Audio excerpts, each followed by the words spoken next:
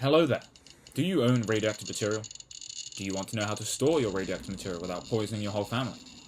Well, this video is for you, as I'm going to cover some basic do's and don'ts of storing and handling your spicy antiques. Now, it's important to say, most of these tips will be targeted towards radium sources such as clocks, watches, dials, compasses, etc. So make sure to plan accordingly. Now, let's begin. Okay, so the first, most obvious tip is to please buy yourself a contamination meter. If you're dealing with spicy antiques, you're going to need something like this. And if you are broke, there are some options out there which are cheap-ish. Even this isn't too expensive. And if you're completely broke, you can't get a contamination meter, then try not to handle your sources that much until you do get one. This should be your second priority going into this hobby. Get your main detector, get a dosimeter, scintillator, something like that. Then get a contamination meter, preferably an alpha-beta scintillator with high sensitivity like the Alpha Hound here. That will work best. Now, tip number 2 is to not be too scared of your sources. Many of you probably have your radium triple bagged in a glass jar on the opposite side of your house away from where you sleep. But half the hassle of dealing with contamination is knowing if it's actually worth the hassle. Oftentimes, fear leads us to making bad decisions with good intentions. For example, people feeling the constant need to contain their sources. Now, this leads me on to tip number 3, which is to not contain your sources, but instead to ventilate them. Now, sure, if you're dealing with some super high dose rates, then it might be a good idea to have some shielding in between you and your sources. But constantly containing your sources just leads to unnecessary radon contamination. And every time you open your source, you're basically just taking a huff of radon. And that's not even to mention the surface contamination that you're going to get on your sources and any container which you use, which is likely going to be way more of a problem than the radium anyway. There's also a good chance whatever you're using isn't actually containing the radon very well. Ziploc bags and ammo boxes are often known to be very leaky and allow radon to pass through them with little to no issue. So save yourself the time and just ventilate your sources. An open shelf or container in a room with good airflow should do it.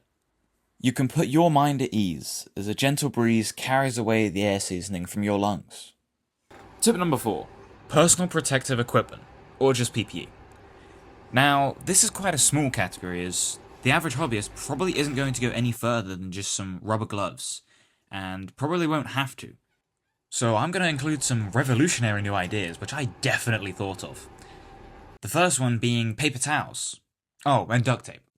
The paper towels for catching any radioactive dust to allow for easy disposal, and the tape for picking up any dust that has managed to avoid the paper towels, or just to take dust directly off of your source. Now, I know that's not really PPE, but who cares? Moving on. Tip 5. Check everything the source goes near using your contamination meter. Check any surfaces the source is or was on to make sure that nothing has escaped. If you don't have a contamination meter, treat every piece of dust like a bomb threat, and make sure to wash your hands well after handling any sources. It may be tedious, but it's worth it to avoid a flake of radium paint making it into your next meal. And moving on to tip number 6. Tip number 6 is to know when to let go. I once had an old clock which was absolutely in shambles. I just threw it away. The source was too damaged and not worth keeping. If your source is the same way and is too damaged, not worth keeping, and not very historically significant, there's no real point in keeping it. Just get rid of it, and if it's high enough activity, make sure to dispose of it in the correct way. Now, onto a couple of honourable mentions here. The first being the wonders of clear coat and resin to seal off leaky sources and preserve history. I would go more in detail on this, but I myself have not used either of these methods, so I feel I lack the experience to talk on it. But who knows, I might make a video in the future, so make sure to subscribe and turn on your notifications if you haven't already. And for my last mention, make sure to get your hands dirty. Not literally, put your gloves on. What I mean is to get used to doing this kind of thing, and don't be afraid to make mistakes. Remember, practice makes perfect, and procedure prevents cancer. You'll never be able to handle your sources safely if you don't handle them at all. Now, that is it for the video.